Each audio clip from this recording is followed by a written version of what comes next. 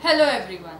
आज हम शुरू कर रहे हैं क्लास 11th की बुक हॉर्नबिल की एक poem the voice of the rain, written by the poet Walt Whitman. तो आइए शुरू करते हैं। And who art thou, said I to the soft falling shower. इसमें राइटर बोल रहा है कि तुम कौन हो। आर्ट दो का मतलब है आर यू, यानी कि तुम कौन हो। ये पोएट ने किससे बोला? उसने बोला जो वहां पे फुआरे पड़ रही थी, soft falling shower. Which strange to tell gave me an answer as here translated. कहता थोड़ा अजीब है, अचंभित है, स्ट्रेंज है बताने को, पर उसने मुझे आंसर दिया एज हेयर ट्रांसलेटेड, जैसा कि मैं आप लोगों को बताऊंगा। तो आंसर किसने दिया? रेन ने। यानी कि जो पोएट है वो रेन से पूछ रहा है तुम कौन हो, और अब जो रेन आंसर दे रही है वो हम आगे पढ़ेंगे। I am the poem of earth, said the voice of the rain. वो बोलती है कि मैं अर्थ की एक कविता हूँ, एक पोएम हूँ। ऐसा किसने बोला? रेन ने। Eternal arise impalpable out of the land and the bottomless sea. कहती मैं अंदर धरती से निकलती हूँ। इम्पैल्पेबल यानी कि इनविजिबल या अनसीन, जिसे हम पैल्पेट नहीं कर सकते, जो हमें दिखाई नहीं दे रहा। कहता मैं धरती के ऐसे उससे निकलती हूँ, बॉटमलेस सी से निकलती हूँ। सी यानी सी से वो पानी जो ऊपर जाता है, ऊपर जाके कंडेंस होता है, तब जाके बादल बनते हैं। तो इसका मतलब वो कहाँ से निकल रही है? लैंड से।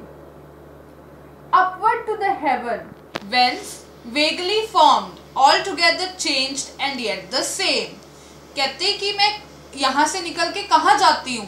ऊपर हेवन में। हेवन में क्या होता है? उसका बादल बनता है, और वहां पे जाके वो वेगली यानी धुंधली बन जाती है। ऑल टुगेदर चेंज, वैसे तो वो चेंज हो गई, पहले वो पानी था, अब वो इवेपोरेट होके ऊपर बादल बना। And yet the same, but same है क्योंकि उसके अंदर तो पानी ही है। I descend to lave the draughts, atomies, dust layers of the globe। वो कहती कि मैं नीचे आती हूँ। डिसेंड करना यानी नीचे आना। To lave the draughts, लेव यानी वॉश करना, ड्रॉट्स यानी जो सूखा पड़ा हुआ था, एटमीज यानी कि कोई टिनी पार्टिकल्स, उनको आके वॉश करती हूँ। Dust layers of the globe, जो धरती के ऊपर जितनी डस्ट की लेयर है उसको साफ करती हूँ। And all that in them without me were seeds only, latent unborn। कहती मेरे बिना यहाँ पे सिर्फ सीड्स थे जो कि अनबॉर्न थे, बट अब उसके आने से क्या हो गया? पहले सूखा था, ड्रॉट था, सीड्स थे, पर वो लेटेंट थे, अनबॉर्न थे। लेटेंट का मतलब होता है हिडन, और वो अनबॉर्न थे। बट अब मेरे आने से क्या हो गया? अब वहां सूखा सूखा नहीं रहा, उसने उसको वॉश ऑफ कर दिया। वॉश कर दिया यानी अब वहां पे वो जमीन जो उसने है फर्टाइल कर दी, उसको उपजाऊ कर दिया, यानी सीड्स जो हैं वो प्लांट्स में ग्रो कर जाएंगे रेन वाटर की वजह से। And forever by day and night I give back life to my own origin. कहती कि मैं हमेशा के लिए, दिन रात के लिए, जहां से मेरा ओरिजिन हुआ है उसी को दोबारा लाइफ दे रही हूँ। यानी कि वो लैंड से, इस धरती से गई थी ना ऊपर, तो धरती को दोबारा उसी ने लाइफ दी है। यानी कि पहले अगर बारिश ना हो, पानी ना हो, तो क्या होगा?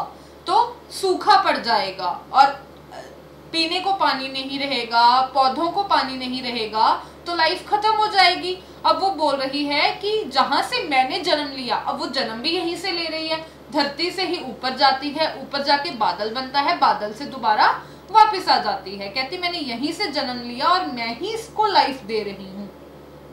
And make pure and beautified. कहती मैं इसको प्योर बना रही हूँ और इसको सुंदर बना रही हूँ। सुंदर कैसे बना रही है? पहले सूखा था, अब दोबारा से वहां पेड़ पौधे उगने लगे क्योंकि रेन हो गई है, तो उससे वो ब्यूटिफाई हो जाता है। अब ब्रैकेट के अंदर लास्ट में 2 लाइंस और हैं, जिसमें लिखा है for song issuing from its birth place after fulfilment wandering. कहता कि अगर हम गाने की बात करें, सॉन्ग की बात करें, जो कि अपने बर्थ प्लेस से इशू होता है, फिर फुलफिलमेंट करके आता है, यानी जहां उसे जो बात कहनी है, सॉन्ग के थ्रू हम कोई बात कहते हैं, वो बात करता है, फिर वॉन्डरिंग करता है, वॉन्डरिंग यानी कि कहीं पे घूमना। रेक्ट और अनरेक्ट ड्यूली विद लव रिटर्न्स, कहता हम चाहे, रेक्ट का मीनिंग है वी केयर, और अनरेक्ट, अनरेक्ट का मतलब वी डोंट केयर, कहता चाहे हम उसको केयर करें चाहे उसकी केयर ना करें, बट वो ड्यूली विद लव रिटर्न्स, और फिर वापस आ जाता है। सिमिलरली रेन का है, वो गाने की तरह जहां से उसने बर्थ लिया है फिर वो पूरा ऊपर तक जाके बादल बन के और वापस वहीं पे आ जाती है और पूरे लव के साथ वो रिटर्न करती है। और इसी के साथ आप लोगों की पोएम खत्म होती है। Thank you very much.